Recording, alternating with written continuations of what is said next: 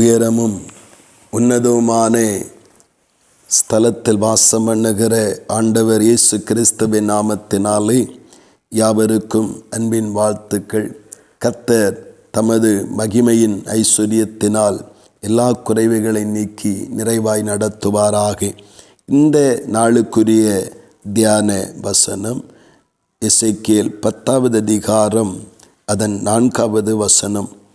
கர்த்தருடைய மகிமை கேருபீனின் மேலிருந்து எழும்பி ஆலயத்தின் வாசற்படியிலே வந்தது, ஆலயம் மேகத்தினால் நிறைந்திருந்தது என்று சொல்லப்பட்டிருக்கிறது.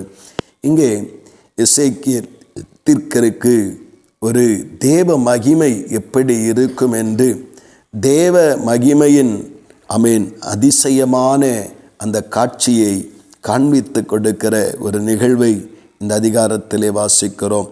இங்கே தேவ மகிமை காணப்படுகிற இடம் தேவனுடைய ஆலயமாக இருக்கிறது. அந்த ஆலயத்திலிருந்து தேவ மகிமையை காணும்படிக்கு எசேக்கியேலை கர்த்தர் நடத்துகிறதையும் நாம் அறிந்து கொள்ள முடிகிறது.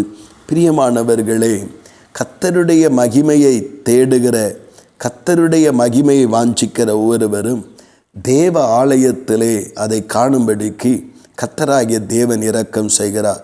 கர்த்தருடைய மகிமையை கர்த்தருடைய ஆலயத்திலே காண கர்த்தராகிய தேவன் வாஞ்சிக்கிற தேவ பிள்ளைகளுக்கு இன்றைக்கும் அந்த வழியிலே நடத்தி கொண்டிருக்கிறார். கர்த்தருடைய மகிமை என்ன செய்யும்? அப்படி என்றால் வாழ்வின் வெறுமைகளையும் வாழ்வின் வெற்றிடங்களையும் வாழ்வில் இழந்தவைகளையும் அந்த மகிமையானது திரும்ப உயிர்ப்பித்து கொடுக்கக்கூடிய அது வல்லமையுடையதாக இருக்கிறது. அன்று ஆலயத்திலே விளங்கின மகிமை இன்றைக்கு நாமே கர்த்தருடைய ஆலயமாய் இருக்கிறபடினாலே நம்மிலே அந்த மகிமை விளங்குவதற்கு ஏதுவாக, நம்மிலே அந்த மகிமை வெளிப்படுவதற்கு ஏதுவாக, நம் மூலமாய் இந்த உலகத்திலே தேவ மகிமை விளங்குவதற்கு ஏதுவான விதமாக நம்முடைய வாழ்வை தேவனுக்கு நேராக, தேவ பிரசன்னத்திற்கு நேராக, அந்த தேவ மகிமை நம்மிலே தங்குவதற்கு ஏதுவாக நம்முடைய வாழ்வை நாம் திருப்பி கொள்ள வேண்டும்.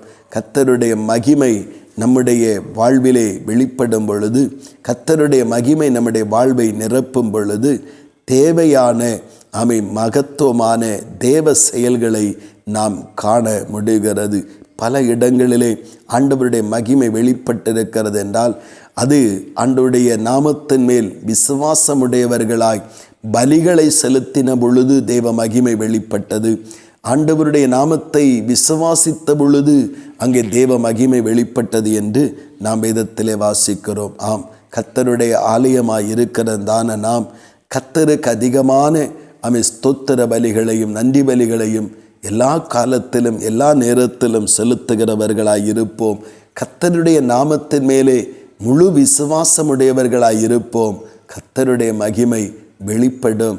அது நமக்கு மகிழ்ச்சியாகவும் நமக்கு மேன்மையாகவும் நம்மை பார்க்கிற உலக ஜனங்களுக்கு ஆச்சரியமாகவும் இருக்க கர்த்தருடைய மகிமை வெளிப்படும். கர்த்தருடைய மகிமை வெளிப்படுகிற இக்காலங்களிலே நாம் அதை உணர்ந்து கொண்டு கர்த்தருடைய மகிமை நம்மிலும் நம்மூலமாயும் வெளிப்பட நம்மை தேவனுடைய கரங்களிலே சமர்ப்பிப்போம்.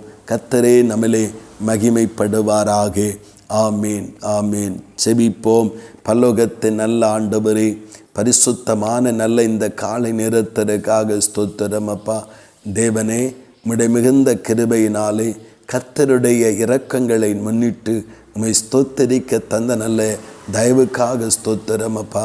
கர்த்தரே, ஆலயத்திலே எசேக்கியேலுக்கு மகிமையை காட்டி கொடுக்கிறீர். அந்த ஆலயம் புதிய ஏற்பாட்டின்படி நாங்களே அந்த ஆலயமாய் இருக்கிறோம். கர்த்தருடைய மகிமை எங்களிலே வெளிப்பட ஆண்டவரே அதிகமான பலிகளை செலுத்தி, நன்றி பலி, ஸ்தோத்திர பலி, ஆண்டவரே காணிக்க பலிகள், அர்ப்பண பலிகளை செலுத்தி ஆண்டவரே அந்த மகிமை எங்களிலே ஆண்டவரே வரிசிக்க பண்ணவும், அந்த மகிமை இந்த உலகம் காண நடந்து கொள்ளவும் கிருபை பாராட்டும். எல்லா காலத்திலும் எல்லா விஷயத்திற்காகவும் முழு விசுவாசத்தோடு கர்த்தருடைய நாமத்தை நம்பும் பொழுது கர்த்தருடைய மகிமையும் வெளிப்படுமே. அப்படியே அந்த மகிமையை கண்டு நாங்கள் கலிகூற, அந்த மகிமையை கண்டு இந்த உலகம் சாட்சியிட கர்த்தர் எங்களை நடத்தும். அப்படியே செய்கிறபடியாய் ஸ்தோத்திரம் ஸ்தோத்திரம். இயேசு கிறிஸ்துவின் மூலம் செபிக்கிறோம் ஜீவனுள்ள நல்ல பிதாவே. ஆமேன் ஆமேன்.